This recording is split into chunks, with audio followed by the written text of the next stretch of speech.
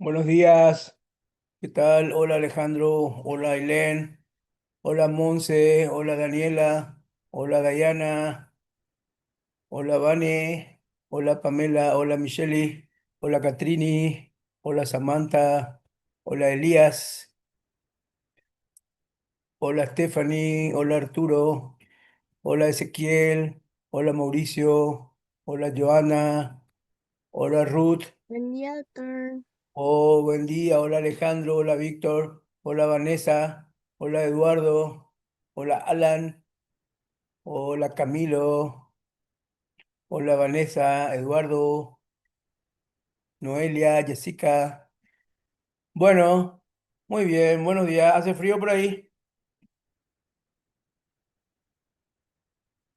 Buen día, doctor. No, está muy agradable. Ah, bueno, qué Gracias, sí. bien. Bueno, vamos a empezar entonces con hematodo de la sangre y de los tejidos. Hola, doctor. Buenos días. Buen día. Buenos días, compañeros. Buenos días, doctor. Nosotros somos el grupo amarillo, conformado por Alejandro Díaz, Ailen Marín, Daniela Monserrat, Monserrat Rivarola y quien les habla, Dayana La Rosa. Y nosotros hoy vamos a estar hablando sobre los nematodos de la sangre y los tejidos. Bueno, estos nematodos son gusanos cilíndricos que se encargan de infectar tanto la sangre como los tejidos de animales y humanos. ¿Puedes pasar, por favor? A continuación, se ve en pantalla algunos parásitos nematodos de la sangre y los tejidos que menciona el libro. Esos son los de principal interés médico y que nosotros vamos a estar enfocando hoy. Siguiente, por favor. Yo voy a empezar hablando sobre la Trichinella spiralis. Esta es una especie perteneciente al género Trichinella de la familia Trichinellidae. El libro también menciona otras tres especies que son la Pseudospiralis, la Nelsoni y la Bovis, pero estas tres son las de principal interés médico porque son las que principalmente afectan a los humanos, ¿verdad? La triquinosis o triquinelosis es la enfermedad que causa estos nematos. Es una enfermedad de carácter mundial cuya incidencia de casos varía mucho dependiendo de la zona en que se encuentra, ¿verdad? Depende mucho de los hábitos alimenticios y las medidas higiénicas de control de parasitosis que presenta cada país, ¿verdad? O sea que depende mucho del manejo de la carne de los animales y también los cuidados que le dan a cada uno antes de consumir, ¿verdad? El libro menciona algunas cifras estadísticas en cuanto a su prevalencia de casos a lo largo de las últimas décadas. En Estados Unidos, por ejemplo, 4,2%; en Canadá 1,5%, de 1 a 1,7%; en México de 4 a 15%; en Uruguay de 3% y en Chile a 2 a 13%. Esto equivale al porcentaje de su población que desarrollaron esta enfermedad a lo largo de los años. Yo leí según el libro y también investigué un poco que acá en Paraguay todavía no se identificaron casos de triquinosis ni en porcinos, tampoco en humanos. No sé si está bien esa información, doctor. Hasta ahora.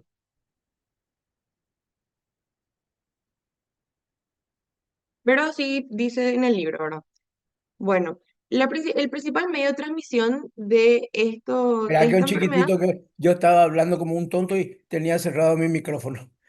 Ah, bueno. Sí, Diana, vos me preguntaste y sí, hay casos, ¿eh? Ah, ya Hay hay casos. casos, sí, señorita, hay casos. Es más, hay un departamento acá del Paraguay que tiene mayor incidencia, que es Misiones. Ahora bien, Mm, no se hace mucho diagnóstico, porque vos ya sabes por qué, de dónde se tiene que sacar para hacer diagnóstico, y eso técnicamente es muy difícil, especialmente en el interior. Y como dijiste recién, tiene que ver con el cerdo, ¿eh? sí, Pero en todos lados está disminuyendo mucho porque prácticamente se está abandonando la crianza de cerdo, especialmente la crianza industrial que se pone o que está normalmente en tarimas de madera. Entonces es un poquitito más higiénico la vida de los cerdos. Sin embargo, antes estaban en el barro, eh, comían, se alimentaban mezclado con su materia fecal y un montón de cosas, entonces había bastante más. Ahora de que hay menos, hay menos. Y es cierto, nosotros no tenemos buena información en nada, pero sí hay en el Paraguay, ¿eh? No solamente eso, sino que en algunos lugares donde tenía más o menos manejado, volvió a surgir ahora. Voy a tratar de pasarle a Pamela un informe justamente de triquinosis que bajé hace 3 o 4 días para que ustedes vean cómo volvió a resurgir, por ejemplo, en la provincia de Buenos Aires. ¿Va? O sea, todas las enfermedades que normalmente nosotros decimos ya desaparecieron, no están así. Sí. Pero está bien tu Justamente había consulta. leído, ¿Cómo? que justamente había leído que en Argentina había muchísimos brotes de triquinosis el año pasado. Exactamente. Subió así Eso le voy un a pico pasar altísimo. enseguidita a Pamela para que distribuya. Excelente. Es una coincidencia. Yo bajo muchos temas y siempre alzo en mi Facebook, pero creo que son muy poquitos los que son mis amigos, más bien me tienen de enemigo. Ustedes seguimos. Bueno, el principal medio de transmisión de esta enfermedad es el carnivorismo, o sea, la ingesta de la carne con, infectados con las larvas activas, o sea, con quistes que tengan las larvas activas, ¿verdad? Esta enfermedad presenta un ciclo tanto doméstico como silvestre. ¿Qué quiere decir eso? Que se encuentra tanto en ambientes domésticos como en ambientes silvestres. Y nosotros los humanos formamos parte de lo que sería más bien huéspedes accidentales porque nosotros nos infectamos justamente por el consumo de esas carnes triquinosas. Pero antes de entrar un poco en su ciclo hídrico, voy a describir su morfología. ¿Puedes pasar otro, por favor? Bueno. En cuanto a su morfología, los nematodos hembra como macho presentan una diferencia en su tamaño. Las hembras son mucho más largas, ellas miden de 3 a 4 milímetros de largo y tienen de 60 a 90 micromicras de diámetro aproximadamente. Y los machos son más cortitos, ellos miden de 1,4 a 1,6 milímetros de largo con 40 a 60 micromicras de diámetro. Ahí se puede ver en la imagen del medio cómo la larva hembra parece lo mucho más larguita. ¿Puedes pasar? ¿Otro más? En esa imagen, en el de negro, se ve muy bien la morfología de lo que serían tanto los hematodos hembra como machos. La hembra presenta un extremo anterior bastante circular, presenta una boca orbicular a quien le sigue un largo esófago, ahí se puede ver en la imagen, continuación de su intestino y termina en el ano. Presenta un aparato reproductor simple, una vulva que se abre al exterior, ¿verdad? Ahí se puede ver que es un poquito lateral. Esa vulva da paso o da más bien salida a lo que serían en las larvas, porque las hembras son vivíparas, o sea que ellas se reproducen sexualmente y en su interior desarrollan lo que sería el embrión, ¿verdad? Entonces ellas dan nacimiento directamente a las larvas.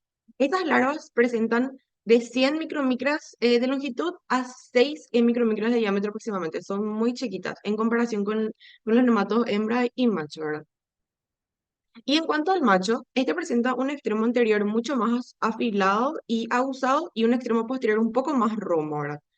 Presenta también un aparato reproductor simple, un testículo que ocupa casi toda la mitad de su extremo posterior. Ahí se puede ver en la imagen, también abajo que dice cloaca, presenta también esta cavidad, que es una cavidad donde desembocan tanto el intestino del macho como su aparato reproductor y da salida a desechos del gusano en sí y también a los espermatozoides, ¿verdad? Y ahí se puede ver también el área un poco más pequeña. Puedes pasar. Bueno, ahora sí. En cuanto a su ciclo biológico, este es un ciclo autoheteroxeno. ¿Qué quiere decir eso? Que el huésped puede ser tanto definitivo, o sea, que el huésped es tanto definitivo como intermediario. O sea, que dentro de ellos se reproducen sexualmente las larvas, o sea, los gusanos, y también se distribuyen, ¿verdad?, por lo que serían los tejidos y la sangre, principalmente. Los principales animales infectados o afectados son los animales productores de carne, ¿verdad? Que consumen también, que también pueden consumir sus carnes, por ejemplo, los cerdos, también jabalís, caballos, también carnívoros domésticos como perros y gatos, y carnívoros salvajes como zorros, pumas, coyotes, entre otros, ¿verdad? Principalmente animales de caza. Y el principal hospedador, como ya mencionamos hace rato, es el cerdo. Ese es el principal huésped y también la principal forma de poder transmitir la enfermedad, ¿verdad? Y ahora, ¿cómo nos infectamos por triquinosis? Sea por la ingesta de carnes crudas o mal cocidas infectadas con las larvas activas, o sea, que quistes que tengan las larvas en su interior. También se puede dar la infección tras el consumo de derivados de la carne, por ejemplo, jamones o embutidos porcinos, ¿verdad? Bueno, Espera un poquito, nosotros Dayana. consumimos... Espera un poquito porque estamos justo frente a algo que generalmente es un problema a la hora del examen. Confundir los ciclos. Entonces, hagan resúmenes de ciclo con el nombre bien grande en un color y el ciclo con el mismo color. Repitan para que se les quede memoria gráfica, memoria visual, porque son tantos los ciclos y tan variados que se les va a confundir. Y de esos ciclos, lo que tienen que más saber es, por ejemplo, cómo se infecta de cada enfermedad. No me pueden poner, por ejemplo, triquinosis, uno se infecta por contaminación de materia fecal. No, como dijiste vos, es por comer carne. ¿Cómo se infecta el hombre? ¿A qué órgano ataca? ¿Qué enfermedad produce? ¿Quién es o el vector o quién es el reservorio? Eso tienen que saber sí o sí de cada bichillo. ¿Y por qué es importante eso? Y de acuerdo a dónde y en qué momentos están, vamos a pedir el diagnóstico y vamos a hacer el tratamiento. Imagínense que yo no sé eso y pongo análisis de fulano de tal y digo de materia fecal para buscar triquinosis. Y ahí yo no voy a encontrar probablemente. Tengo que irme a otro lado. Entonces tenemos que saber, por eso es lo del ciclo. Para mí también era argel cuando estudiaba. Entonces, normalmente suelo decir eso. Para cada este parásito utilicen un color, entonces asocian y ahí ponen lo más importante. Puerta de entrada, qué órgano ataca, qué enfermedad produce, quién es el vector, quién es el hospedador, quién es el reservorio. Con eso, ustedes más o menos tienen gran parte del ciclo. Otra cosa menos importante no se les va a preguntar. Acá el problema no es la dificultad. Una vez que ustedes agarran y se acuerdan de este cerdito, ya van a saber. El problema es acordarse y no confundirse. ¿Eh? Y ustedes dicen, falta mucho todavía para el parcial. No, no falta mucho. Aparte, si piensan leer como una novela todo, terminan y se van a confundir. Estudien tranquilo, estudien bien. Ahora todavía tienen tiempo de estudiar bien. Bueno, muy bien. Entonces, acuérdense de los ciclos, porque si nosotros no supiéramos los ciclos, no vamos a poder ni saber hacer el diagnóstico y obviamente mucho menos el tratamiento. Bueno, Dayana, podemos seguir. No sé si entendieron todo eso, chicos. Utilicen todos los medios a disposición que tienen ustedes para... hay que memorizar solamente esto. Lamentablemente, yo no soy amigo de la memoria, no soy amigo. Me gusta más la inducción y la deducción. Pero en este caso, sí o sí, tenemos que usar memoria. ¿Verdad, Dayana? ¿Así estudiaste vos? Sí, doctor. Bueno. Entonces, ¿cómo se da la infección por estos nematodos? Principalmente, volviendo a mencionar, tras la ingesta de las carnes mal cocinadas o crudas infectadas con las larvas, ¿verdad?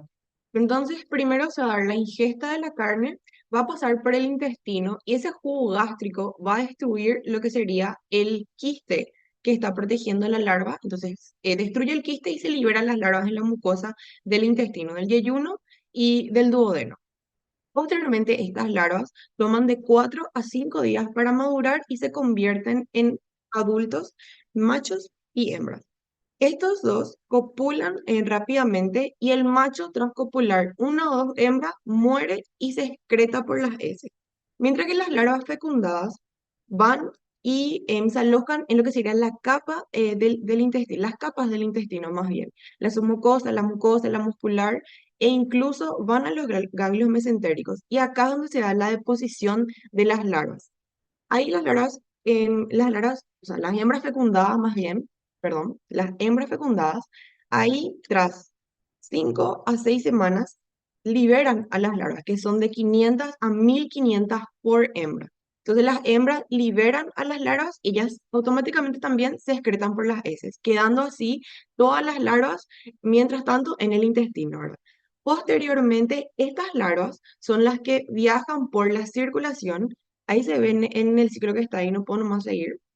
Ahí ellas viajan por la circulación en el paso 5, viajan por la circulación a los diferentes tejidos del organismo por la sangre, ¿verdad? Entonces ellas viajan a los tejidos y tienen una afinidad, no es una afinidad directa, pero sí buscan muchos músculos estriados que sean bajos en glucógeno. Entonces ellas llegan al músculo y se enroscan y empiezan a formar otra vez una vaina que posteriormente va a ser otra vez su quiste. Y algo característico de este es que ella se enrosca y el quiste va adaptando la forma de la fibra muscular en que ella se aloja. Puedes pasar al siguiente para mostrar ahí arriba, por ejemplo, se ve cómo ella se enrosca y adopta la forma de la fibra muscular. Y acá es donde la larva ya se aloja y empieza a causar, ¿verdad?, los cuadros clínicos. Algo también resaltante acá es que se dice que de 6 a 11 meses del alojamiento de la larva, la zona alrededor de ella presenta tanta reacción inflamatoria que empieza a calcificarse el músculo, ¿verdad? En donde ella se enroscó. ¿Puedes volver otra vez anteriormente? Otro. Bueno, y es así como empiezan los cuadros clínicos, ¿verdad? Este es el caso de un ciclo en humano. Ahora, el ciclo va a ser el mismo tanto en porcino como en roedores. La diferencia es que los cerdos también pueden infectarse por carnivorismo, es decir, por canibalismo, es decir, por consumir carne de su propio animal, ¿verdad? O sea, de cerdos. Pueden consumir carnes de cerdos recién paneados y ellos se infectan y empieza todo el ciclo. Y ahí abajo se ven los roedores, que son los principales reservorios de la enfermedad. ¿De Y qué se también alimenta el cerdo normalmente, Diana? ¿cómo? ¿De qué se alimenta el cerdo normalmente? El cerdo que está en el patio de la casa de alguien. De todo un poco, De todo. de Sacale un todo, poco. Porque son de todo. omnívoros. Comen Sí, lo que encuentran, comen hojas, lo que sea. raíces, animalitos más pequeños, carne de cualquier cosa, barro. Por Ujú. eso que en muchas religiones no se consume porque dicen de que es muy sucio. Tanto es así que en algunas religiones que no comen cerdo no vamos a tener esta enfermedad. ¿Ah? Ustedes ya saben qué Cierto. países son y qué religiones son los que no comen cerdo. Por eso que dijimos recién que hace 30, 40 años no había la industria del cerdo. Bueno, hoy hay muchos países que no tienen proteínas, entonces importan proteína animal, que es carne de res, de vaca y carne de cerdo. Entonces, para no recibir parásitos, hacen controles tremendamente fuertes, de tal manera que ahora el cerdo industrializado no está el cerdo en el suelo, se lo separa de la tierra, del suelo, se hacen tarimas de madera, entonces se puede manguerear, se puede limpiar todos los días. Y Paraguay en este momento, aún con cifras no tan altas, sin embargo, ya es un país referente de exportación de cerdo también, y somos uno de los primeros de exportación de vacas. Hace poco que comenzó exportación de cerdo, entonces se tiene muchísimo cuidado con la exportación, porque al llegar la carne a esos países, inmediatamente son muy estudiados para que no se vaya esta enfermedad. Así como también para que vengan a llevar esos países, vienen y revisan todos los mecanismos desde que nace el cerdo hasta que se sacrifica y se envía. O sea, son controles tremendamente severos. Y posicionarnos internacionalmente para la exportación, tanto de la carne de cerdo como de los productos derivados, el paté y compañía, sufren tremendos controles por eso que vos estás diciendo. ¿Eh? Porque después vamos a ver qué es lo que hace en el músculo del hombre. Después vamos a ver. Pero, como dijimos recién, mediante la intervención de estos elementos en cuanto al control, se disminuyó bastante esta enfermedad. Muy bien, seguimos. Bueno, y Mientras para tanto, si finalizar, alguien quiere hacer alguna pregunta, quiere aclarar algo, puede preguntarle a Dayana. Seguimos. bueno, y para finalizar lo que sería el ciclo biológico, también mencioné que los principales reservorios de la enfermedad, o sea, sí, de la enfermedad, son los roedores. Dicen que es muy difícil controlar la parasitosis en los criaderos de cerdos cuando están presentes los roedores, porque ellos le comen a los roedores, se infectan, después pueden consumir otra vez su propia carne y así se van infectando y es muy difícil controlar. Y el ciclo dentro de ellos va a ser el mismo que en los humanos y también en los cerdos. Y así. Si Eso los en cuanto a... roedores, los roedores son difíciles de controlar en nuestra propia casa. Imagínense lo que Sí. es en el interior. ¿Eh? ¿Dónde están los roedores? En la casa de cada uno de nosotros y está en la cocina normalmente. ¿Y por qué? Porque hay comida. Donde hay olor a comida, ahí vamos a encontrar roedores. Y si a nosotros nos cuesta manejar esa situación en nuestra propia casa, imagínense lo que es en estos lugares donde hay animales. Bueno, muy bien, seguimos. Sí, y es por eso justamente que la enfermedad también tiene un ciclo doméstico, por la presencia de los roedores. Es muy difícil controlar. Bueno, eso es todo de mi parte.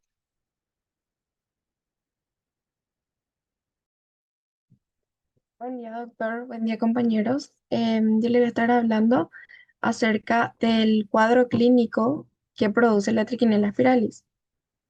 La enfermedad que esta produce se denomina triquinosis o triquinelosis. Y esta enfermedad comprende tres periodos que guardan relación justamente con el ciclo biológico que estuvo explicando la compañera. Que como ya vimos, ingresa la larva al organismo, va al intestino, luego las larvas pasan al torrente sanguíneo y de ahí llegan a los tejidos, principalmente al tejido muscular, donde se enquistan. Entonces, estos periodos tienen relación justamente con ese ciclo que ellas siguen. Tenemos el primer periodo, periodo de incubación o fase intestinal, que es justamente cuando las larvas se encuentran invadiendo la mucosa intestinal. El segundo periodo, la fase aguda o de invasión muscular, que es cuando las larvas que ya migraron por el torrente sanguíneo llegan a los tejidos. Y el tercer periodo, que es la fase crónica o fase de convalencia, que es cuando ya se enquistaron dentro de los tejidos. Y de esto también van a depender los síntomas, justamente de la situación que tenga el parásito dentro del organismo. En cuanto al primer periodo, periodo de incubación o fase intestinal, su nombre ya nos dice dónde se encuentra el parásito. Se encuentra invadiendo la mucosa intestinal. En este periodo puede durar de 4 a 5 días, que es el tiempo justamente que dura la maduración en los intestinos. En este periodo puede causar síntomas como náuseas y vómitos, dolores cólicos intestinales, erupciones cutáneas y febrículas. Estos síntomas se asemejan a los de una Vamos a repetir intoxicación. otra vez. Ese que se está agarrando de la barriga, ¿y cómo se infectó? Vamos a repetir otra vez para que quede bien fijo. ¿Cómo se infectó? Consumiendo la carne de cerdo. Estaba mal Exactamente. cocinada.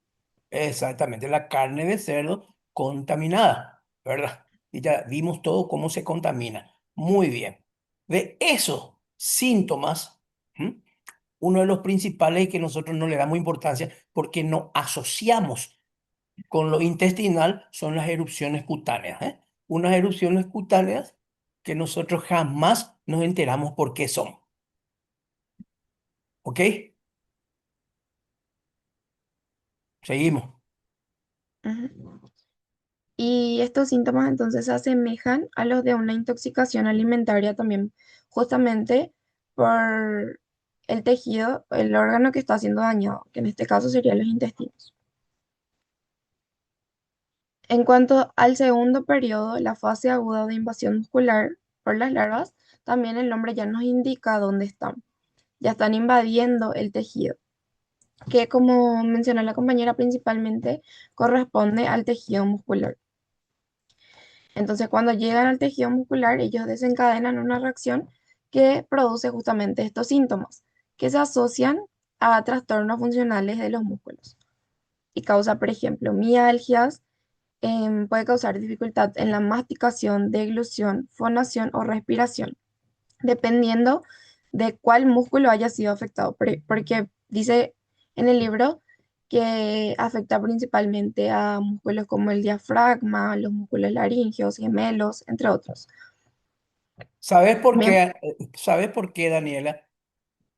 ¿por qué son esos músculos? Sí. ¿Por qué tiene Busque, afinidad por determinado músculo? ¿Por qué no se va al gemelo? ¿Por qué se va? gemelos también mencionaba, ¿Cómo? gemelos también Sí, también, pero mencioné. en cuanto a cantidad, donde vamos a encontrar más son los que dijiste primero, los músculos deglutorios, de la masticación y el diafragma. ¿No leíste por ahí por qué? Busqué, pero no encontré, justamente. Porque son los músculos que más utilizamos. El diafragma no para ni 10 segundos, a menos que lo hagamos voluntariamente. Los masticatorios y deglutorios, nosotros estamos produciendo 24/7 saliva. Entonces tenemos que tragar, tenemos que deglutir. Son los músculos que más actividad tienen, por lo que dijo hoy tu compañera. Se está utilizando mucho el glucógeno. Entonces son músculos que tienen menos cantidad de glucógeno, pero por utilización, no porque le falte. Al contrario, tiene más que cualquier otro músculo. Lo que pasa es que están utilizando permanentemente. Entonces los músculos que tienen más actividad son los asientos de esta parasitosis. ¿Ok? Está bien, bueno. Entonces, principalmente van a causar la dificultad en la masticación, deglución, fonación o respiración, porque esos son los músculos más afectados. También produce una fiebre elevada de entre 40 a 41 grados, una adenomegalia en varios grupos ganglionares, puede causar miocarditis en algunos casos y también trastornos neurológicos debido a cuadros meningios o encefálicos. Además, se puede observar una eosinofilia marcadamente elevada, porque como ya vimos, el cuerpo, el sistema inmunológico, produce más eosinófilos en respuesta a los parásitos. En cuanto al tercer periodo, la fase crónica o fase de convalencia, este a diferencia del anterior, el anterior era cuando llegaba a los tejidos, este ya es cuando, además de llegar a los tejidos, ya formaron su quiste dentro de los tejidos. Y puede causar edemas, neuritis, que sería una inflamación de los nervios, trastornos visuales y también nerviosos. Puede causar deshidratación y caquexia, que sería una pérdida extrema de peso o masa muscular, aunque la persona coma. Em, También hay que tener en cuenta que todas estas fases, estos periodos, se corresponden a parasitaciones entre medianas o altas, pero lo más frecuente es que las parasitaciones sean leves y los quistes pueden permanecer en los tejidos durante meses o incluso durante años. Además, estos quistes que se produjeron de por sí ya frenan la actividad del parásito, pero el tejido que, que fue afectado ya permanece dañado y de ahí vienen los síntomas. Ahí tenemos que tener en cuenta, Daniela, para la respuesta inmunológica de la eosinofilia altísima. Esta es una de las enfermedades que produce más alta cantidad de eosinofilia. Y si el médico no está avivado de que existe esta enfermedad, se olvida, va a decir que el paciente tiene leucemia. Sin embargo, lo que produce son la inflamación terrible que hay en los lugares donde están los quistes. Recién vimos un quiste en un músculo en alguna de las pantallas anteriores, pero tenemos que tener en cuenta de que son miles de quistes. Ahí tienen abajo dos quistes que están cerca uno al lado de otro en la otra foto, en la otra foto. Más. Ahí vean la cantidad que hay. Son miles. Entonces también va a dificultar la actividad normal del músculo. Va a dificultar el proceso de contracción, de relajación, y eso es lo que produce síntomas. Imagínense tener miles de músculos así, miles de quistes en algún músculo deglutorio o de respiración o el propio diafragma. Poco a poco, estos quistes, después de un tiempo, como dijeron recién, se van a calcificar. Y al calcificarse, todo ese sector del músculo no va a tener contracción. Entonces es evidente que el músculo se va a sentir, se va a resentir con este proceso de calcificación final de los quistes. Vamos a tener un músculo todo calcificado como si fuera que hay arena adentro, como si fuera que ese músculo está lleno de arena. Más el proceso inflamatorio que está alrededor, no voy a decir que destruye el músculo, pero la funcionalidad, la fisiología del músculo está bastante dañada. Porque no tenemos que pensar que hay un solo quiste, hay miles de quistes en un solo músculo. Bueno, Daniela, seguimos. En cuanto al diagnóstico, se pueden utilizar tanto métodos directos como indirectos. Los métodos directos buscan a las larvas o buscan los quistes. Entre estos se encuentra, por ejemplo, la biopsia muscular, que consiste en tomar una muestra del músculo y examinarlo. Después encontramos la triquinoscopía. Esta consiste en, Por eso hoy dije de que es muy difícil hacer el diagnóstico, especialmente en el interior, porque no hay pues estos métodos para hacer. Va a tener que venir a Asunción o mandar la muestra, una biopsia muscular. Primero tenemos que identificar el músculo. Antes que eso, primero tenemos que pensar en la enfermedad. ¿Quiénes pueden tener esta enfermedad, Daniela o Dayana? ¿En qué ¿quiénes? persona vos vas a pensar, mira un poco, este tipo puede tener triquinosis? Principalmente las personas que están en contacto, puede ser con los cerdos, tipo personas del campo, granja. Claro, persona del campo, de la granja, y que normalmente está consumiendo, está consumiendo cerdo, y cerdo no cuidado, no industrial, cerdo del patio, cerdo de la calle, cerdo de cualquier lado. Esos famosos cerdos que uno se va en la ruta y ve en la carne que está colgada ahí de la vaca, no sabe de dónde viene eso. Le vas a preguntar de dónde viene el señor o la señora, por qué consulta, cuál es el motivo de consulta. Y ahí te va a decir, hace semanas que tengo fiebre, te va a decir que se le dificulta tragar, se le dificulta de por ahí hablar, se le dificulta muchas veces ver bien, razonar. Entonces ahí tenemos que pensar en eso. Probablemente le podemos pedir una ecografía de alta resolución para ver si salen los quistes en los músculos que vos estás pensando. Pero primero de todo hay que pensar en la enfermedad. Si no pensamos en la enfermedad, no vamos a saber. Y atacan entonces, dijimos, los músculos que más se utilizan, que más se mueven. Esta enfermedad es muy famosa y se estudió mucho después de que los jugadores de fútbol africanos, especialmente, y también algunos sudamericanos, se vayan a Europa. Y como ahí hacen deporte de alto rendimiento, movilizan muchísimo los músculos. Y eran los jugadores que llegaban ahí y cada 10 15 días se desgarraban o tenían problemas musculares. Entonces a ellos no les convenía invertir mucho dinero para comprar jugador y que se le lastime acá. No es que se lastimaba. Cada rato tenían problemas y encima son problemas de no fácil solución porque si ese músculo está muy tomado, está muy calcificado, lógico, lo ponen ante alto rendimiento, mucho ejercicio físico y se van a desgarrar de un día para otro todo el tiempo. Entonces no les convenía y se estudió bastante eso, especialmente los jugadores de fútbol de África por el cual pagaban mucha plata y también los sudamericanos. Había un jugador paraguayo que estuvo por ahí desgarrándose a cada rato y era por esto. Muy famoso ese jugador. Bueno, seguimos. ¿Estás entendiendo, Daniela? Sí, doctor. Bueno, ¿Cómo, vam- cómo le vas a pedir a un médico en el interior del país que te haga un diagnóstico? Fíjate cuáles son los elementos que hay que tener en cuenta. No es análisis de sangre, un hemograma, no es análisis de materia fecal.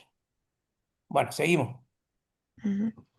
Bueno, además tenemos en la triquinoscopía. Esta consiste en tomar fragmentos de músculo y ponerlo entre dos láminas gruesas de vidrio para examinar también. Em, Esto se utiliza más para el control de las carnes de cerdo y no tanto en biopsias humanas. También se utiliza la digestión artificial del músculo, que consiste en digerir el músculo justamente artificialmente con tripsina, y esto busca liberar las larvas para poder observarlas. También se utiliza para el control de la carne de cerdos. El seno diagnóstico, que como vimos ya no se utiliza, pero consiste en alimentar a los roedores con la carne de cerdo que está en estudio, y después de 4 semanas se examina el tejido muscular del roedor buscando justamente estos quistes y la necropsia.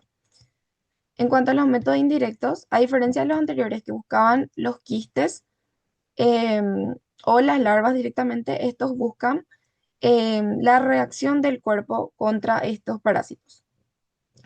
El principal método, el que leí que se utiliza más, es la intradermoreacción de Bachmann.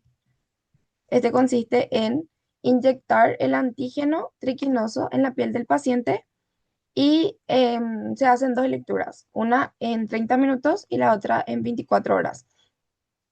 Y se busca la reacción justamente que produce este antígeno en el cuerpo.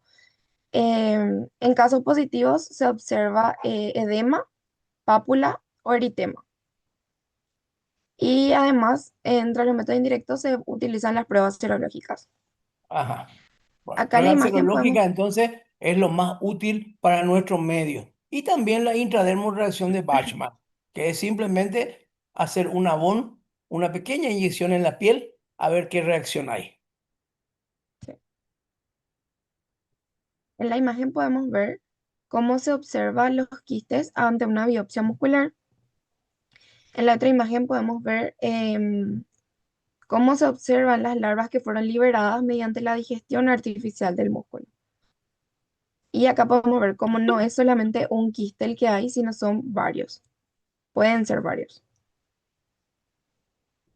Bueno, y en cuanto a las medidas preventivas, se recomienda cocinar bien las carnes de cerdo, adquirir también los embutidos de empresas que hayan sido autorizadas, respetar las normas de cría de cerdos, alimentar a los cerdos adecuadamente y eliminar justamente las ratas de los criaderos de los cerdos.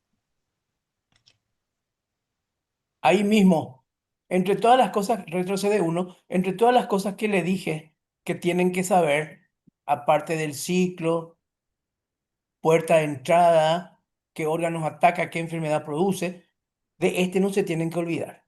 Medidas preventivas, porque sobre esto es lo que nosotros podemos tener más control en caso de que hagamos educación, que es medidas preventivas. Por favor, no se olviden de leer medidas preventivas de todas las enfermedades, porque eso es lo que está en nuestras manos. Educación, educación es lo que está en nuestras manos. Por ejemplo, para esta enfermedad había mucho porque nadie les educó de cómo criar a los cerdos. Nadie les educó que tienen que comer los cerdos. Nadie les educó que hay una directa relación con los roedores, con las ratas. Entonces, las medidas preventivas son tremendamente importantes en todas las parasitosis. Anoten por ahí medidas preventivas. Y para cada enfermedad, algunas van a tener bastante parecido con otras enfermedades, pero hay otras que no. En este caso, por ejemplo. Muy bien, podemos seguir. Y eso es todo por mi parte. Buenos días, doctor y compañeros. Yo les estaré hablando sobre otros géneros de nemátodos. Primeramente vamos a hablar sobre el género Capillary. El género Capillary se vuelve a subdividir en tres subgéneros que es Capillaria en Philippinensis, Capillaria apática y Capillaria aerófila. Estos son gusanos o hemílitos bastante finos, bastante delgados que parecen, tienen la finura de un cabello. Siguiente. Ahora vamos a hablar sobre la Capillaria philippinensis. Estas capilarias se diferencian en lo que sería en qué órgano infecta o ataca. La capilaria philippinensis ataca al intestino delgado. Em, el macho mide 2,3 a 3,17 milímetros, la hembra mide 2,5 a 4,3 milímetros y los huevos son eliminados por heces. Nosotros podemos adquirir estos parásitos Espera un mediante... poquito, Montserrat. Sí. ¿Cuánto medía los gusanitos de triquinosis a cualquiera de las expositoras anteriores? ¿Cuánto medía? La hembra de 3 a 4 y el macho de 1,3 a 1,6. Sí, pero tu medida no me decís. 3 a 4 centímetros, metro, Ah, en milímetro. milímetros. Milímetros.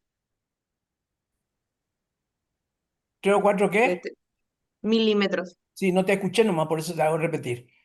¿Y Ah, eso se puede ver a simple vista? Mm.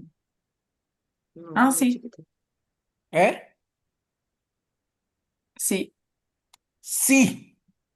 ¿Cuál es el poder de discriminación visual nuestro? ¿Cuál es la distancia menor que nosotros podemos discernir? Es 1 milímetro. Quiere decir que lo que están por debajo podemos decir que no se puede ver a simple vista. 1 milímetro, fíjense, acuérdense de la regla, que tiene 10 milímetros es una raya larga, 5 milímetros es una raya cortita, de la regla que usábamos en la escuela. Bueno, entre los dos cortitos hay 1 milímetro. Eso es la capacidad de discriminación de nuestro ojo. 1 milímetro. Si vos me decís 3 milímetros, claro que podemos ver a simple vista. ¿Ok? Bueno, vamos otra vez a Monse a tuyo. ¿Cuánto mide tu parásito capilaria? Filipinensis, quiere decir que es de la Filipina. Sí. El macho de 2,3 a 3,17 milímetros y la hembra mide 2,5 a 4,3 milímetros. Más o menos entonces miden lo mismo ambos. Sí. Tiki y Capi. Los huevos se eliminan por las heces, entonces la capacidad de contaminar el agua es mucho mayor. Ahí los huevos entonces son consumidos por los pescados y en los pescados crudos son los que infectan a los humanos, produciendo diarrea y pérdida de peso. Por eso puse el sushi. Ahí. Siguiente. Luego tenemos la capilaria hepática, como su nombre dice, se aloja en el hígado. La hembra entonces ingresa, ¿verdad?, por la boca y se va eh, por los vasos sanguíneos llegando hacia el hígado. Monse, ¿Sí? dale un poquito énfasis otra vez a puerta de entrada y cómo se infecta con la filipinensis. Porque si no vamos confundiendo todo, dale énfasis, volver a repetir. ¿Cómo se puede infectar una persona con la capilaria filipinensis?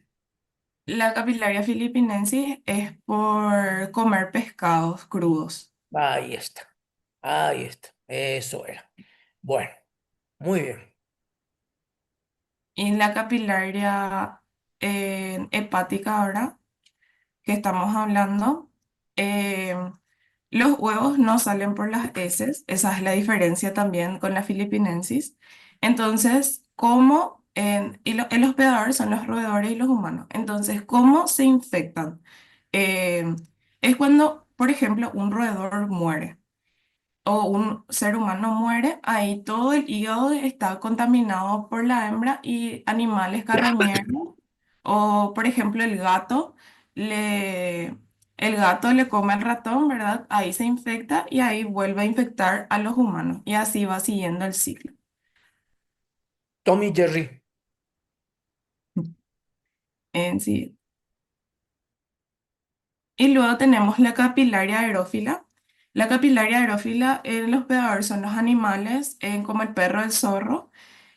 Son agentes capilarosis traqueobronquiales, están todo lo que sería en nivel de la tráquea y los bronquios, y los huevos se encuentran en el esputo. Los machos miden de 18 milímetros por 70 micras y las hembras de 20 milímetros por 105 micrómetros. Entonces son bastante largos. Sí.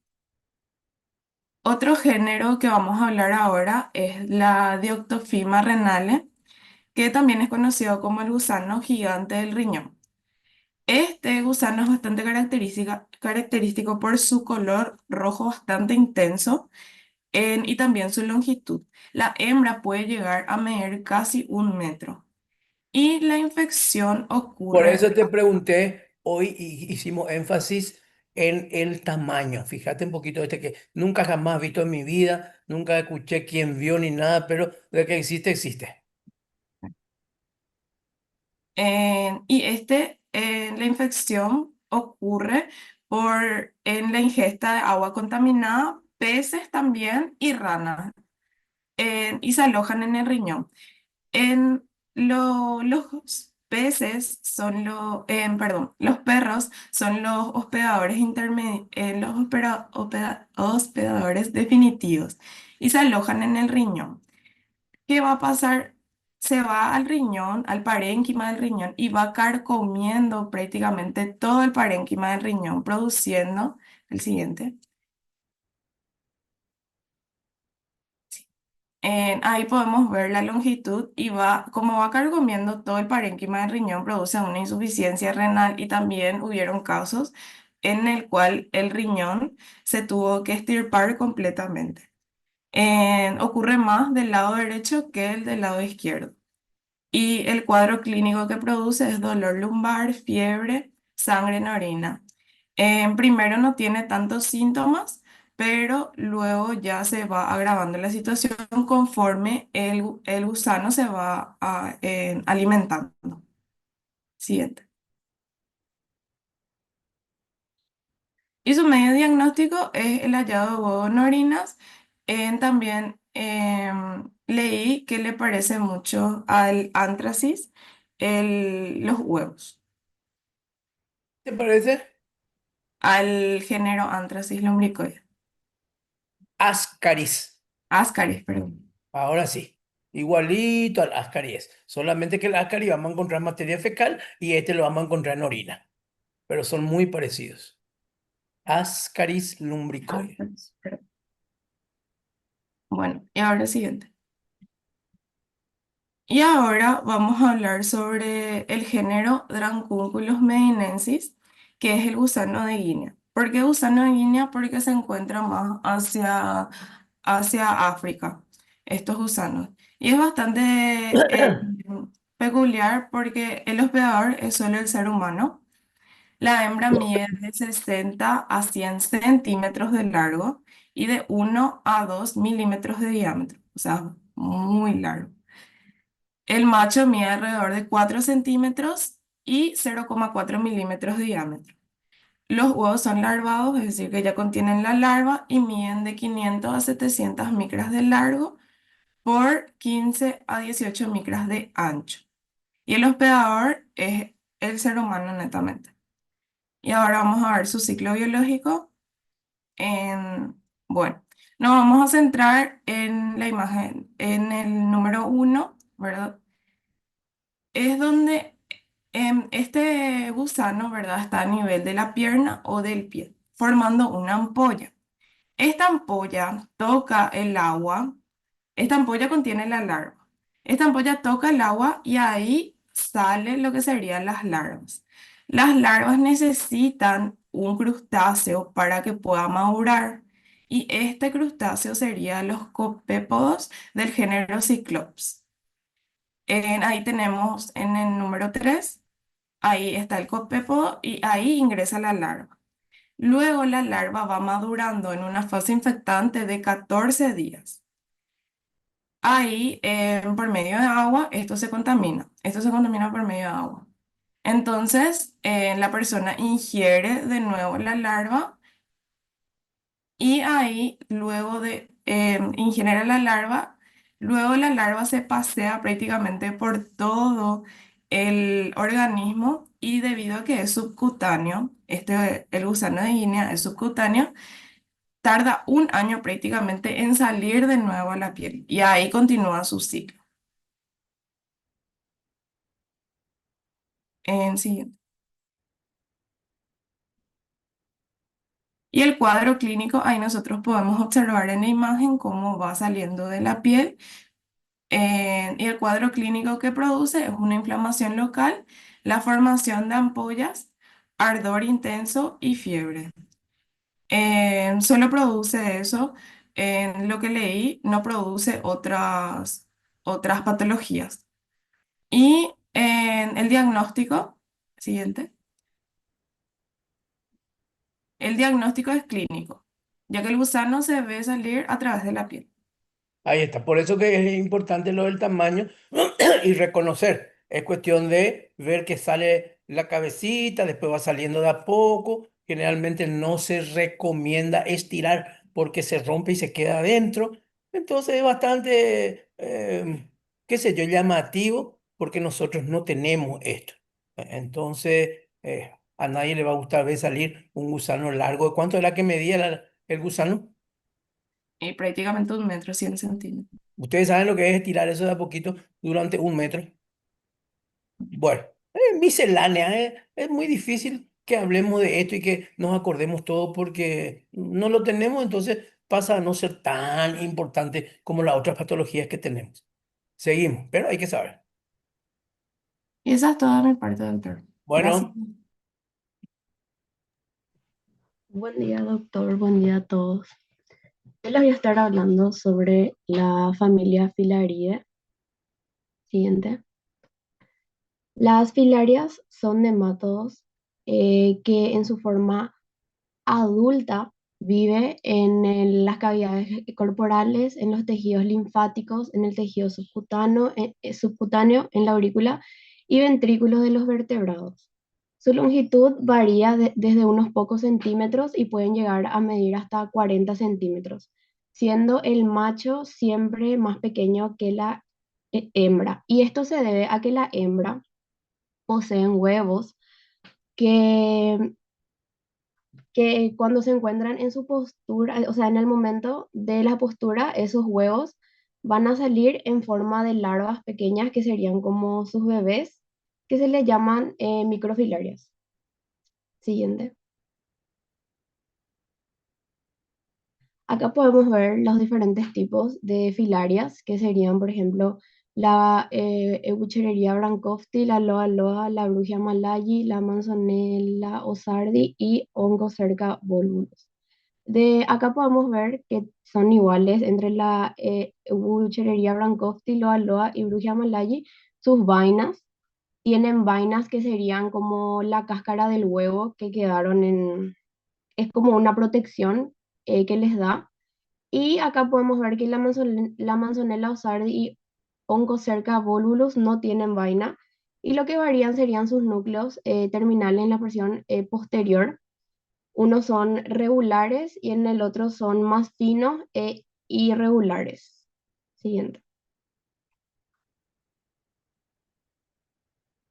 Bueno, antes de empezar a hablar sobre el ciclo biológico, tenemos que saber que las microfilarias, como dije, son como las bebés de las filarias que pueden medir entre 200 y 300 micras, pueden estar en el tejido subcutáneo o sangre y pueden ser periódicas o no periódicas. Eso es a que, por ejemplo, las no periódicas pueden se estar puede ver a envueltas simple todo. vista eso. ¿Qué? Se puede ver a simple vista eso. Sí se puede ver. ¿Qué te parece? Sí, creo que sí. Acordate lo que dije, capacidad de discriminación visual y cuánto mide esto. 40 centímetros. Ah, no, no se puede ver. Son muy son muy chiquititos.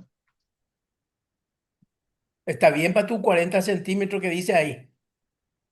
Y decían que podía hacer desde unos pocos centímetros y llegar hasta casi medio metro, que son unos 40 centímetros. Ahora sí, muy bien. Entonces, desde muy poquita longitud hasta casi medio metro.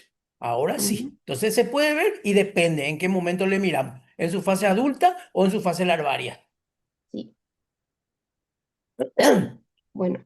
Y su transmisión de una persona sana a una que se encuentra con ¿Sabe por la... qué te pregunté eso? Por lo que vos trajiste ahí abajo, microfilaria. Lo que vos dijiste, bebecito, Ah, ¿verdad? 200 y sí. 300 micras. Eso no se puede ver Mm, a mm. simple vista. Bueno, muy bien.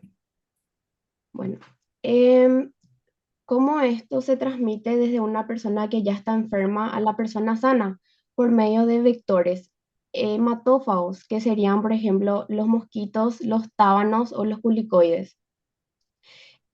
Hema proviene de sangre y fagos de devoradores, o sea que ellos comen sangre, se alimentan de la sangre de los humanos. Bueno, primeramente le tenemos al primer paso del ciclo biológico, que sería la liberación de las microfilarias. Las filarias que ya son adultas, o sea, acá en el ciclo el humano va a ser el huésped definitivo, que es en donde la larva va a crecer en su forma que ya está toda adulta y se va a reproducir. La liberación de microfilarias se da cuando las filarias ya maduraron y van a liberar esas microfilarias que va desde el tejido linfático y puede ir hasta el tejido subcutáneo o directamente por la sangre. Luego viene el insecto, le pica a la persona y lo que pasa es que succiona la sangre que contienen las microfilarias. Luego esas microfilarias se van a desarrollar dentro de su huésped intermediario, que sería el insecto, y llega hasta su fase larvaria, que es el L3, que es la fase en donde la larva puede infectarle a la persona. Se desarrolla, va por el intestino medio del insecto y de ahí va hacia sus músculos torácicos. De ahí, cuando ellos ya se desarrollaron hasta su forma larvaria que infecta, ellos van y le pican de nuevo a la persona sana y de ahí ellos transmiten esa microfilaria. Esa microfilaria va de nuevo por la sangre, llega hacia el tejido linfático y ahí madura hasta ser adulto y ahí libera esa microfilaria, va de nuevo a la sangre y así se va repitiendo todo el ciclo. Siguiente. Bueno, este se encuentra en países tropicales como en Asia, en África, en América Central y del Sur. Tenemos dos manifestaciones clínicas que son muy resaltantes que puso el libro, que sería la filariosis linfática, que dice que una de las enfermedades más desatendidas y antiguas del mundo, que afecta a más de 120 millones de personas en 72 países, produciendo una linfedema en 15 millones, sobre todo en mujeres, y el hidrocele urogenital en 25 millones, sobre todo en varones. Y oncocercosis, que afecta a 37 millones, causando ceguera en más de 500.000 personas. El humano es el principal hospedador y como dices, y como dije, se dan la transmisión por insectos que se alimentan de la sangre, que ahí, como podemos ver, pueden ser el mosquito, el tábano, que sería el del medio, y el culicoides, que sería el que está hacia la derecha. Siguiente. Bueno, y empezando hablando de sus cuadros clínicos, yo les voy a estar hablando sobre la Wuchereria Brancosti, Brugia malayi y Brugia timori, que decía el libro que tenían manifestaciones clínicas parecidas. Estos tipos de filarias, estos tipos causan lo que serían la filariosis linfática, o sea que van a inflamar el tejido linfático. Las fases de la filariosis, el primero sería el periodo de incubación, que es cuando la persona todavía no presenta síntomas y puede durar desde un año, o sea, desde días, meses, incluso hasta un año. Ailem, vamos a recordar un poquitito Ujú. qué es la obstrucción del tejido linfático. Cuando estudiábamos anatomía, a nadie le gustaba leer linfático, razón por la cual muchas veces se les muestra esta foto y dicen obstrucción de la vena. No, la vena es otra cosa. Este es linfático. Sí. Y todos vamos a coincidir que nadie estudió linfático en anatomía. Bueno, seguimos. Bueno, luego está, bueno, y el periodo de incubación decía que el parásito ya está dentro del cuerpo, solamente que los síntomas no se hacen visibles. Luego está el periodo patente, que es cuando el sistema inmunológico nota, o sea, que nota que ya hay una cosa extraña, pero tampoco todavía se hacen tan visibles los síntomas, pero a las microfilarias sí ya se les pueden notar en sangre.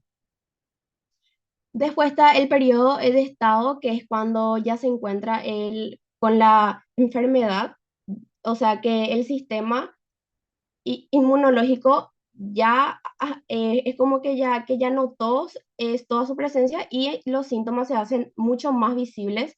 Se producen la linfangitis y adenitis, que sería la inflamación de los ganglios linfáticos. Y luego se produce el edema linfático cuando no se trata, que sería cuando se hincha y se acumula líquido en la parte de las piernas, los brazos, el escroto y los senos. Y si esto no se trata, puede avanzar a la fase crónica, que es cuando ya se vuelve permanente y deformante y se produce lo que sería la elefantiasis, como podemos ver en la siguiente diapo. ¿Puedes pasar, por favor? Elefantiasis, muy bien. Elefantiasis. Ahí como podemos ver en los brazos, en las piernas, en el escroto y en los senos, cómo se puede ir avanzando si es que no se trata y llega a la fase más letal. Siguiente. Eso fue todo, me parece. Buen día, doctor. Buen día, compañeros. Hola. Continuando con lo que dice, con lo que mencionó la compañera, otro tipo de manifestación clínica de infecciones por nematos de esta familia sería la oncocercosis, que está causada por la especie Oncocerca volvulus.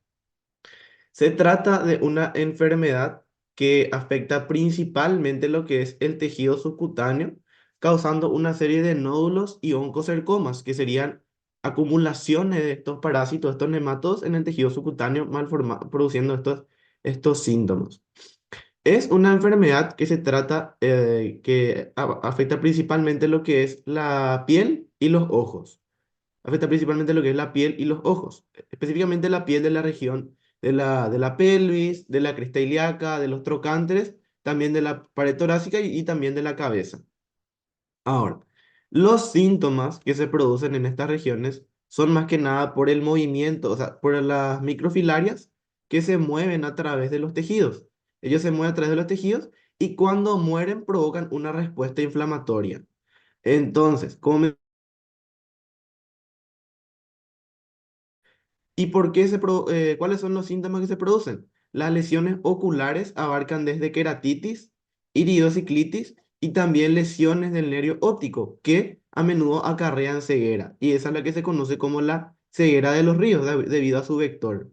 Porque su vector es la llamada mosca negra, que se reproduce principalmente a nivel de los ríos, especialmente en la región de África.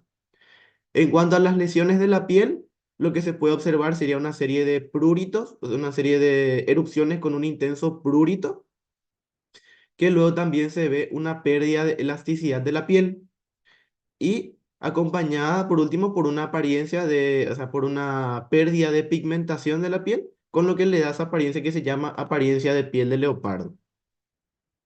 Ahí siguiente. Y otros géneros, otras especies también dentro de esta familia que producen enfermedades que vale la pena mencionar son, por ejemplo, la loa loa, que son también nematodos que van a producir una serie de nódulos subcutáneos que pueden llegar a alcanzar tamaños de una nuez, se denominan como edemas de Cavalar, también y se especializan en las regiones de la conjuntiva ocular y de lo que serían los párpados. Del género Manzonella, resaltamos estas tres especies, que sería Manzonella osardi, que en realidad cuando se producen infecciones no manifiesta un cuadro clínico alguno, pero cuando se produce se relaciona con linfangitis. La Manzonella pertans es la que produce una serie de dolores abdominales acompañados de erupciones y una eosinofilia, y también la aparición de nódulos y tumefacciones. Y la Manzonella streptocerca produce en la piel una serie de manchas, una serie de máculas hipocrómicas, pero que no son anestésicas. Por ejemplo, como sucedía con la lepra. En este caso, no son manchas anestésicas, son una serie de máculas hipocrómicas que aparecen. Y una especie más sería de la del género Dirofilaria, que todo esto que nosotros estamos mencionando, la mayoría tienen como huésped definitivo a los seres humanos. Pero en el caso de la Dirofilaria ignitis, el huésped definitivo es el perro. Y ahí es una excepción donde el ser humano es un huésped accidental. O sea, el 50% de los casos, sus infecciones son asintomáticas y cuando hay síntomas se presentan dolores torácicos acompañado de eosinofilia. Ahí siguiente. Ahora, para diagnosticar justamente las infecciones por por estos nematodos de esta familia, resaltamos otra vez las pruebas los métodos directos y también los métodos indirectos. En los métodos directos, donde se buscan justamente los cuerpos extraños, que son en este caso los nematodos, se realiza, por ejemplo, la búsqueda de las microfilarias en la sangre, pero para eso siempre se debe tener en cuenta el tipo de periodicidad que tienen las diferentes especies, si son diurnas o si son nocturnas, o sea, si en el día o en la noche migran desde los tejidos hacia la sangre. También se realiza la búsqueda de larvas mediante la punción en el tejido subcutáneo circundante a los nódulos y tumefacciones. Y también a partir de a partir de muestras se realizan justamente tinciones, por ejemplo, la tinción con Giemsa y de gotas gruesas o muestra de sangre. Y los métodos indirectos son más que nada reacciones serológicas, como la fijación de complemento, hemolutinación, inmunofluorescencia indirecta y esas pruebas. El siguiente. Eso entonces es todo por parte de la familia Filariae. Ahora, de este género, que también es de nematodos de la sangre y los tejidos, que es el género Angiostrongylus, que es de otra familia que se llama como familia Metastronglidae. De este género vamos a ver lo que sería la especie género del género Angiostrongylus. Vamos a ver la especie Angiostrongylus cantonensis y la especie Angiostrongylus costaricensis. El siguiente. En primer lugar, la especie Angiostrongylus cantonensis se trata justamente de gusanos que son filiformes y delicados y tienen una longitud de aproximadamente entre 17 a 22 milímetros. Acá lo más importante es abarcar lo que sería cómo ellos llegan hasta los humanos y también los síntomas que producen. Hay que mencionar en primer lugar que el huésped acá, el huésped definitivo de esta especie de nematos, son justamente los roedores, especialmente las ratas, lo que serían las ratas. Ahora, el humano en sí es un huésped accidental. Ahora, ¿cómo se produce lo que es su ciclo biológico? ¿Cómo entonces llega así? Ustedes vieron, Alejandro, que la mayoría, no la mayoría, pero algunos de todos estos parásitos que estamos viendo hoy, tiene como un elemento importante los roedores, las ratas, ¿verdad? Y últimamente, en los últimos 3, 4, 5 años, nosotros estamos interactuando muchísimo con una especie gigante de ratas. ¿Cuál es? En este caso, las principales son la especie de Ratus ratus y la rata de No, no, no, algodón. no. Últimamente, en los últimos 3, 4 años, el género humano, nosotros estamos interactuando mucho con un pariente de las ratas, bastante grandes, Los El, hamsters. mucho más grande. El mucuré.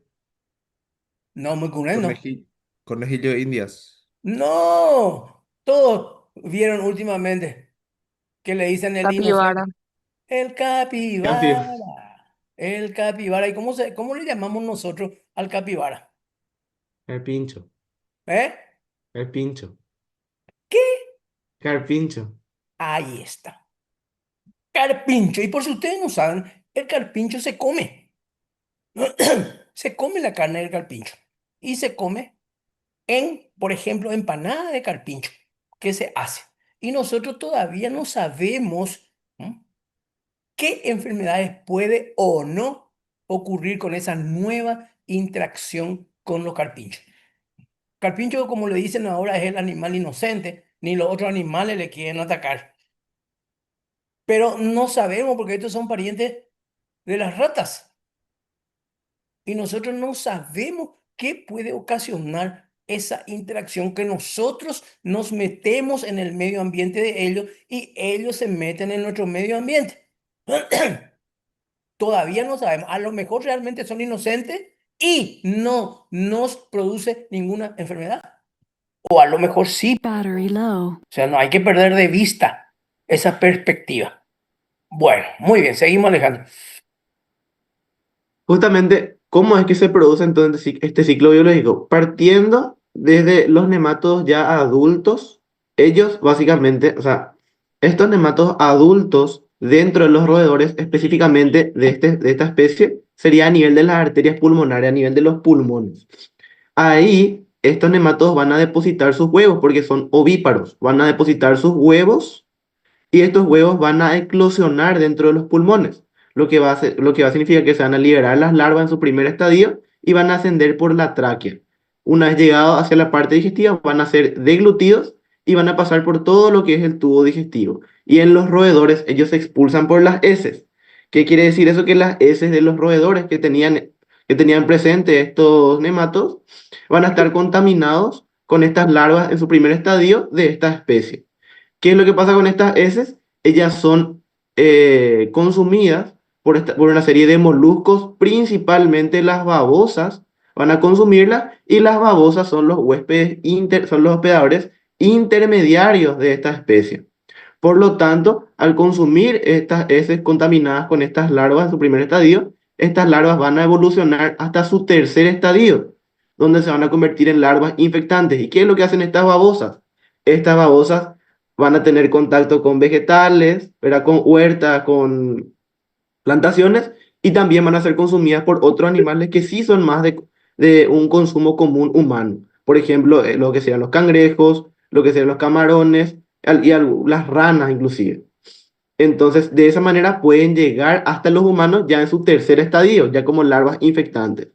O pueden ser consumidas de vuelta por los roedores. ¿Y qué es lo que pasa? Una vez que llegan de nuevo que llegan de nuevo hasta el nuevo hospedador, van a migrar a través de la sangre, van a migrar entonces hacia lo que es el cerebro. Van a migrar lo que es entonces hacia el cerebro, donde van a terminar de madurarse en cuestión de 4 semanas por ahí. Y van a llegar entonces hasta su etapa madura. Una vez que llegan a esa etapa madura, estos nematodos ya formados adultos van a ir hacia la superficie del cerebro y a través de la circulación vuelven hacia los pulmones, pueden ir hacia otros tejidos. Y así se completa lo que es el ciclo biológico. En los seres humanos, justamente, las infecciones por este tipo de nematodos no son en realidad mortales, sino que hay alrededor de un caso de muerte por cada 500 casos, mencionaba el libro aproximadamente. Ahora, como no es el huésped definitivo, ¿qué síntomas va a producir en los seres humanos? Va a producir, o sea, esta especie de nematodos es el principal causante de la meningitis eosinofílica. De la meningitis eosinofílica también se van a ver una serie de infecciones oculares y también infecciones de otros órganos, debido a que se puede diseminar a través de la sangre. Ahí el siguiente. Y para terminar, esta es otra especie del mismo género. Tiene, prácticamente, o sea, bueno, son otra especie del mismo género, ¿verdad? La diferencia es que son un poquitito más grandes. Acá los machos miden aproximadamente 22 milímetros y las hembras miden hasta 45 milímetros. Ahora, ¿cuál es la gran diferencia con la otra especie? Tienen prácticamente el mismo inicio, que son que los roedores expulsan por las heces ya las larvas en su primer estadio y así se van entonces las larvas contaminadas. Son consumidas otra vez, ¿verdad? Por los moluscos, principalmente las babosas, que son son sus hospedadores intermediarios, y ellas ahí justamente evolucionan hasta su tercer estadio, ya son otras larvas infectantes. De ahí otra vez son consumidas por los seres humanos de manera accidental o por los roedores para completar su ciclo biológico. Ahora, ¿cuál es la diferencia? ¿Verdad? Que estos nematos, ¿verdad? Que estas larvas en su tercer estadio, en su larva infectante, al llegar por el tubo digestivo, van a migrar a través de lo que es el tejido intestinal y van a llegar hasta el tejido linfático, donde van a volver a madurar hasta su etapa adulta. Entonces, ahí está la gran diferencia, de la especie Angiostrongylus costarricensis van directamente al tejido linfático y ahí terminan de madurar.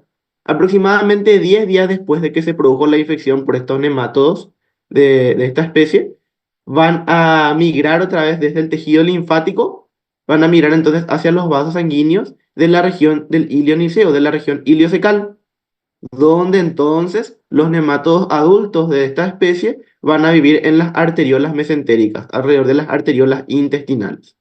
Allí entonces es donde estos nematodos depositan sus huevos en el torrente sanguíneo. Y vuelven a eclosionar hasta llegar hasta su primer estadio para volver a ser eliminados por las heces y así seguir en lo que es el ciclo biológico.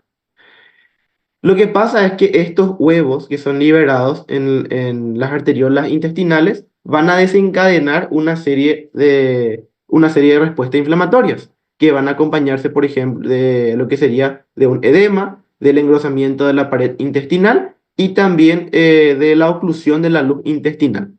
Entonces, como sintomatología, las infecciones por Angiostrongylus costarricensis lo que van a dar sería una serie de dolores abdominales, una palpación de una tumoración en el cuadrante inferior derecho, acompañado de fiebre, y también se puede presentar diarrea y vómitos. Y también se ve una leucocitosis con eosinofilia del 60%. Y por último, lo que es muy importante destacar es que los humanos, según leí, ellos no defecan estos nematos. En las heces, como son hospedadores accidentales, no defecan estos nematos, por lo tanto, para su diagnóstico se deben realizar biopsias. Eso es todo. Gracias, doctor.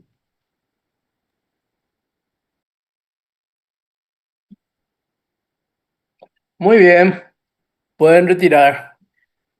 Prendan sus cámaras, por favor.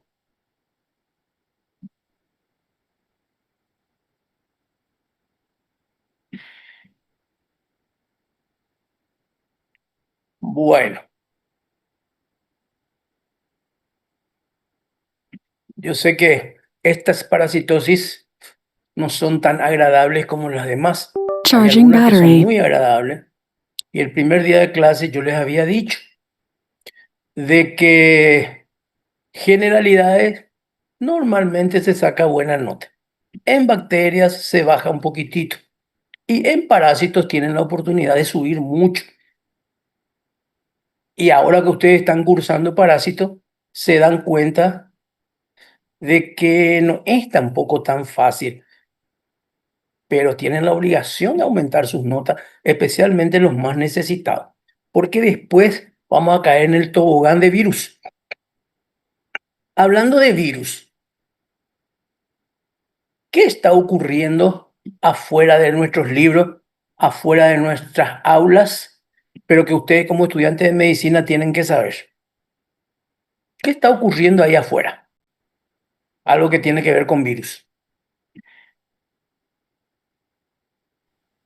El sarampión. Exactamente. Muy bien, Pamela. Cuando hay algún evento así que nosotros tenemos que saber, yo siempre les voy a preguntar, porque ustedes no están viviendo en un termo, no están viviendo. Y justamente apareció En estos días, hace 2 o 3 días, un caso sospechoso y que ayer fue confirmado de sarampión, después de 10 años.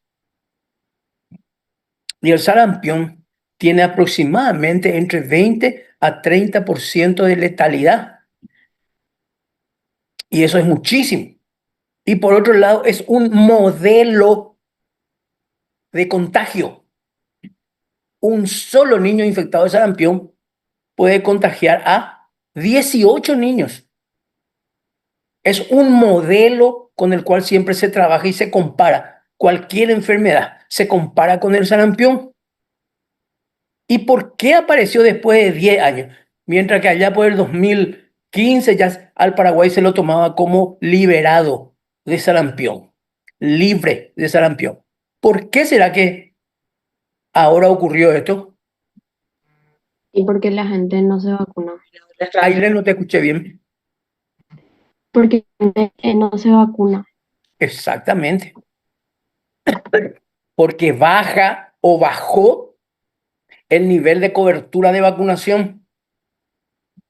Quiere decir que los que no se vacunaron al año, porque al año se vacuna, al año o a los 2 años, hoy tienen 12, 13 años. Y tiene como complicación que lleva al óbito o que lleva a la muerte dos complicaciones muy graves. Neumonía, uno, y meningitis, otro. O sea, no estamos hablando de cualquier cosa. Razón por la cual hoy, dentro de parásitos, estoy hablando de esto porque ustedes tienen que saber. Lógicamente, vamos a saturar el tema cuando veamos virus. Pero como estudiantes de medicina, ustedes no pueden no saber lo que está ocurriendo ahí afuera del aula, afuera de los libros. Tienen que saber, porque alguien le va a preguntar. Entonces, la baja cobertura de vacunación de los últimos tiempos hace esto. Cuando pasan 10 años sin que haya una enfermedad infecto-contagiosa y aparece un solo caso, eso se llama epidemia. Pero epidemia no es cuando hay muchas. Claro, es otro tipo de definición. Pero la aparición de una enfermedad erradicada del país o de la zona o de la región, cuando aparece un caso a eso también se le llama epidemia. Quiere decir que en este momento, yo no sé, pero en este momento el Ministerio de Salud, IPS y todos los servicios de salud tienen que estar con el zafarrancho de combate, se llama en la guerra, cuando hay que atacar o hay que defenderse masivamente. En este momento tiene que haber un zafarrancho de combate. Y en la zona, creo que es San Pedro, Santa Rosa de la Guardia, creo que es, donde apareció eso, inmediatamente se tiene que hacer una vacunación de bloqueo. Más o menos 10 kilómetros a la redonda hay que vacunar a todos los que no están vacunados. Entonces alguno, sin razón, de ustedes puede decir, bueno, ¿yo qué tengo que ver con eso? No, ustedes tienen que ver. Ustedes en su casa, con sus parientes, con sus vecinos, con sus amigos, tienen que decirle, revisa un poco de la tarjetita de vacunación de tu hijo. Se llama vacunación secundaria. La primaria es la búsqueda activa de casos allá en San Pedro. Pero ustedes pueden colaborar diciéndole a la gente que sus niños revisen su tarjetita de vacunación. A ver si es que están vacunados. Porque la tasa de letalidad es alta y la tasa de contagio ni qué decir. ¿Se entendió eso? ¿Qué tiene que ver con parásitos? Nada, pero sí tiene que ver con un estudiante de medicina. ¿Entendiste, Sara? Contame algo de esto que estoy diciendo. Sí, entendí, doctor. Justamente la vez pasada luego he visto que se estaba publicando en redes sociales ese nuevo caso, ¿verdad? ¿Y leíste todo? No, la verdad que no pude leer, Fue pero fue una pregunta capciosa porque yo le conozco a ustedes. Ustedes leen el título y por abajo el bigote del título, y si tiene más de 25 renglones ya no se lee. No es algo achacable a vos, Sara. Toditos son así. Yo por obligación tengo que leer, muchas veces aunque no me guste el tema, porque tengo que estar a la expectativa de que ustedes me pregunten. Entonces yo siempre tengo que estar actualizado. Bueno, está bien, Sara, lo que dijiste. Me gustó que por lo menos leíste el título para estar actualizado. Bueno, muy bien. A lo nuestro. ¿Qué sacaron en limpio hoy? ¿Qué aprendieron, qué no aprendieron? ¿Qué les gustó, qué no les gustó? No se empujen todos para preguntar. Doctor, yo tengo una pregunta. Con relación a los parásitos que se alojan en los ojos, ¿verdad? ¿Eso cómo se trata? ¿Tipo se opera o con algún fármaco? Y depende del parásito. El parásito puede estar en córnea, puede estar en humor acuoso. Hay otros parásitos que están en humor vítreo. Y ese es un trabajo normal de los oftalmólogos. Ellos se mueren por encontrar algo parecido. Y nosotros no queremos saber nada de eso. Pero la parte técnica no te voy a explicar. Pero hay algunos que espontáneamente salen, igual tenemos que irnos al oculista. Gracias a Dios no tenemos que preocuparnos por eso nosotros, porque dránculos no hay acá. No tenemos nosotros.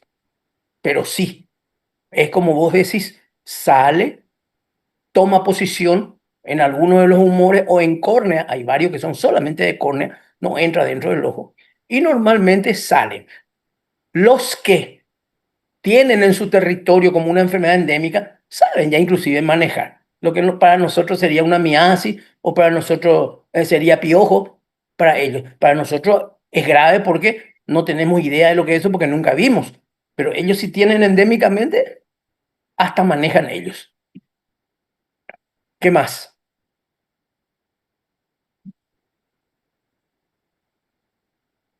¿Qué le llamó la atención hoy? Profe, ¿Sí?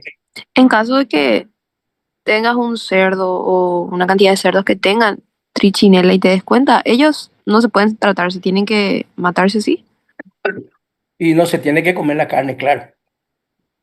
Claro. No hay un tratamiento específico para la triquinosis. Mm. No hay un Entonces, si una tratamiento específico. industria tiene algún... Claro, por eso que recién hablé sobre la importancia de los mecanismos de prevención. Mucho más importante es que tu cerdo no se enferme. ¿Y cómo hacemos eso? Cuidándolo, cuidando la comida de los cerdos, cuidando dónde se cría, lo cual es un problema todavía para el campo. Pero para la gran producción de cerdo, lo que se llama también cultivo de cerdo industrial, ellos tienen ya definido y saturada esa situación porque cumplen a cabalidad los mecanismos de prevención. Ustedes se imaginan lo que es tener 100, 200 cerdos en crianza para la exportación y que se les enferme, pierden todito su plata. O sea, tiene una importancia industrial económica. Después vamos a ver en virus qué es lo que pasa con las vacas. Es más terrible todavía porque hay que matar toditas las vacas y de los alrededores de las otras estancias y todo. Imagínense lo que es tener 1000 vacas. Estamos hablando de millones y millones y millones. Y que aparezca una enfermedad infectocontagiosa. Entonces hay que matar a todito lo que se llama rifle sanitario, e inclusive en el patio ajeno, a 5 kilómetros de distancia. Obviamente, el dueño que cuida a su vaca se va a poner muy contento contigo, porque les tienen que matar también a sus vacas. Más todavía, ahora que estamos en un proceso de exportación a lugares tremendamente exigentes. Ustedes saben lo que es mandar una carne a Japón o a Estados Unidos, ni siquiera ahí, a Chile nomás, y que mandemos carne con fiebre aftosa. No solamente nos cierran el mercadito a nosotros ellos, sino que automáticamente ellos avisan a todos los otros países importadores y les cierran la puerta a Paraguay. Mientras que en este momento Paraguay es uno de los 4 primeros exportadores de carne. Ustedes están en la facultad, a nosotros nos pagan los sueldos, a ustedes le pagan los libros. todas las escuelas, colegios, con los impuestos. Y los impuestos vienen mucho de la exportación de carne.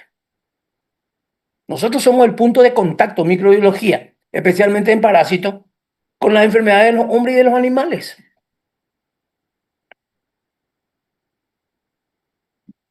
O sea que es un problema no solamente médico, es un problema industrial. Muy bien, ¿qué más? ¿Qué más? ¿Qué te llamó la atención, Tamara? Genial, doctor. A mí me pareció interesante de ese que se confunde mucho con la leucemia por el tema de los eosinófilos que aumentan, que mencionaste. Y creo que es importante que sepamos también, porque una vez que estemos en el hospital, tenemos que saber que existen otras causas también. Claro, imagínate vos pedirle a tu paciente un hemograma, el análisis de sangre, el más común y todo es, buenos días y le pasar la mano es un hemograma. Y que te aparezca eso. Como casi siempre los médicos tenemos la obligación de pensar en el escenario más complicado y más grave, lo primero que vamos a pensar es leucemia. Y obviamente, no tenemos que ni decir, pensar nomás. Hay que hacer otros estudios, no sea que tenga una triquinosis y le decimos que tiene leucemia. Víctor, ¿qué te llamó la atención? ¿Qué te gustó? ¿Qué no te gustó? A mí me llamó la atención que la triquinosis afecta los músculos Un poquito más fuerte porque no te escucho. que la triquinosis afecta los músculos de la masticación y respiración, que me pareció interesante. Ujú. O sea, si alguien obviamente tiene triquinosis, que se olvide de cobrar los millones de dólares para ir a jugar fútbol en Europa. Hoy lo primero que le van a estudiar es eso. Porque los gringos ya perdieron mucha plata con eso. Muy bien, ¿qué más le llamó la atención? Alejandro, Yoshot, ¿qué te llamó la atención?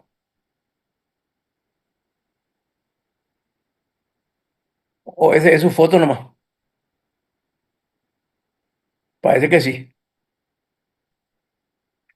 Parece que sí.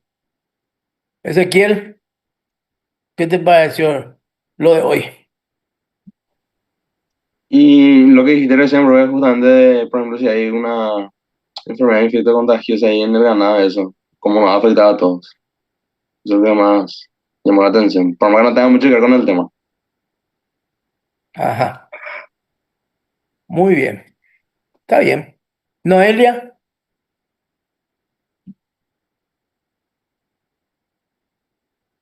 Hola, profe.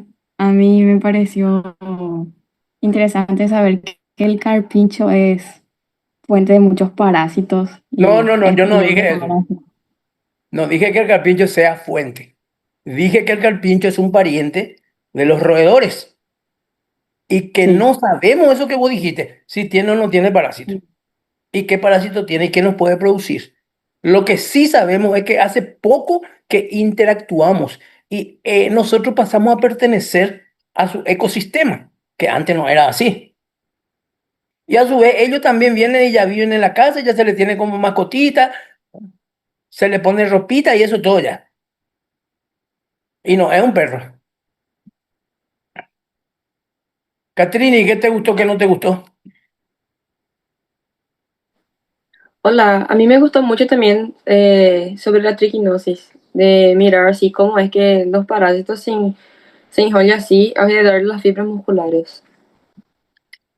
Y doctor, yo tengo una pregunta, no sé si no escuché nomás. Yo quería saber más o menos cuánto tiempo las larvas están por los músculos de los cerdos, tipo cuánto tiempo se queda ahí, si queda mucho tiempo o no, si es que un A cerdo ver, está contaminado. a ver, ¿quién expuso? Sí, ¿Quién pueden expuso? quedarse de meses hasta años, pueden Ahí quedarse está, muchísimo tiempo. ahí está.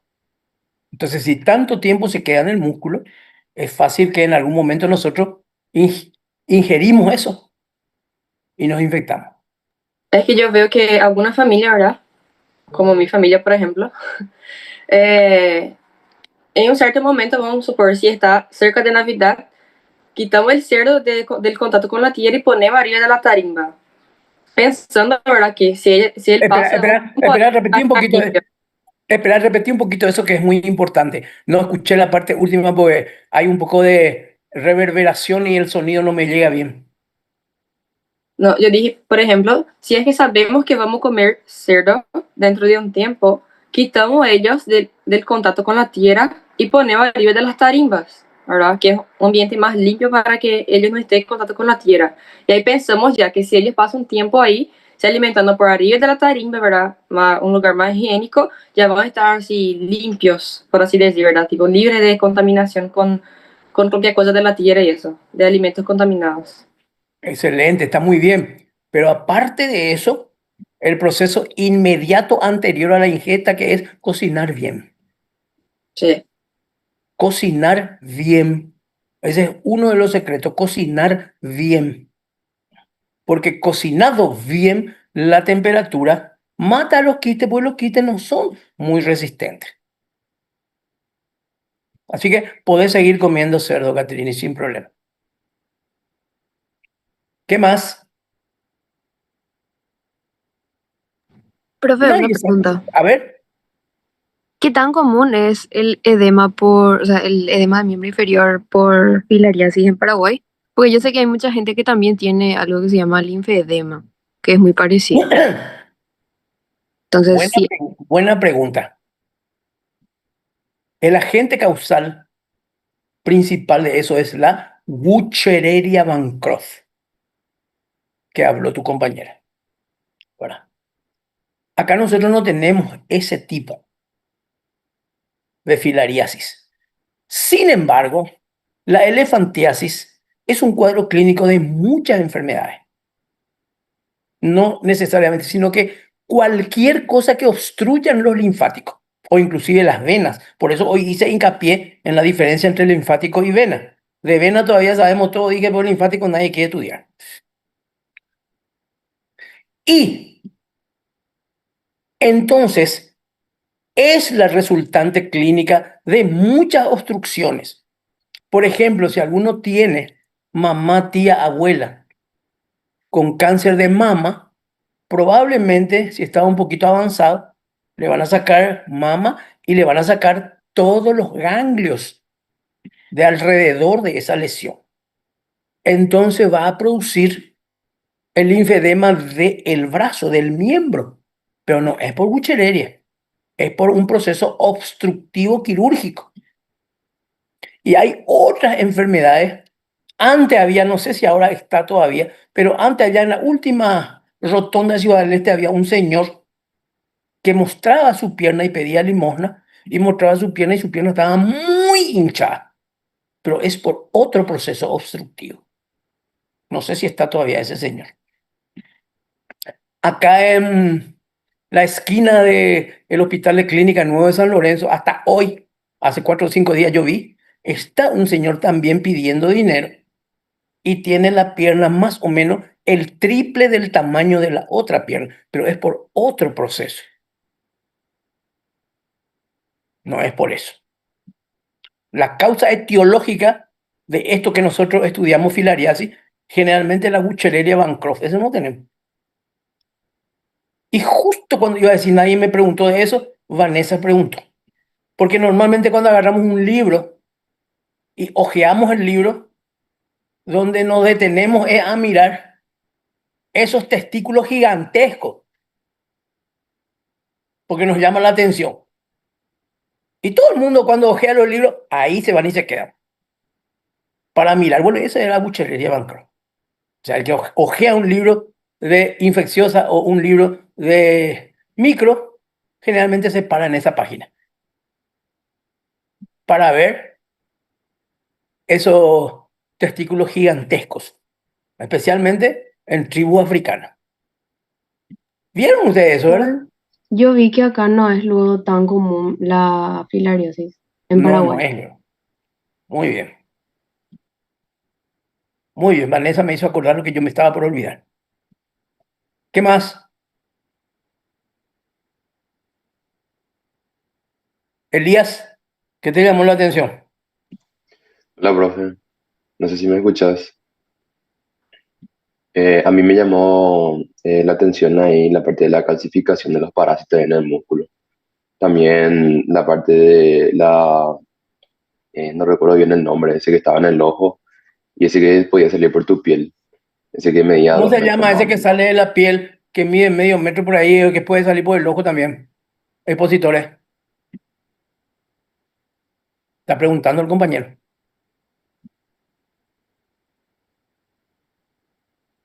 No se te escucha, Diana. Tu micrófono.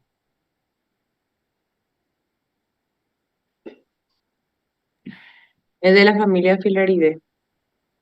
Ese, muy interesante, la verdad. Bueno, muy bien. Chicos, nada está perdido para los deprimidos. Todo está por verse para los optimistas. Comiencen a estudiar como la gente. Comiencen a estudiar como la gente. O continúen estudiando como la gente.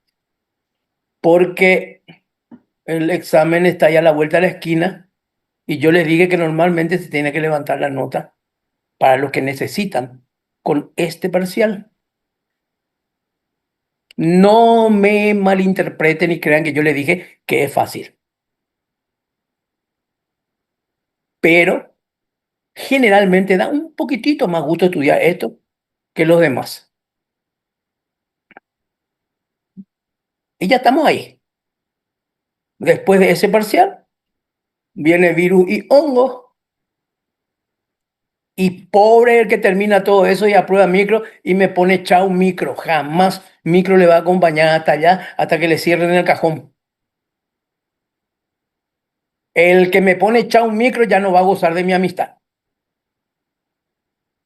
Pongan chau biofísica, chau histología, pongan chau anatomía, lo que quieran, pero no vayan a poner chau micro porque micro le va a acompañar hasta morir sin confesar. Bueno, ¿no hay otra pregunta? Podéis ir en paz y creo que si los vientos y los astros se alinean, nos vemos el sábado. Chao, profe. Chao, Pórtense profe. bien. Chao, doctor, gracias. Y el Chao, domingo está doctor. lejos, ¿eh? El domingo está lejos, así que estudien, mátense hasta el domingo. Dale, doctor. Sí, Gracias, doctor. Chao, doctor. Chao, chao. Gracias. Chao, Chao, doctor, doctor. gracias.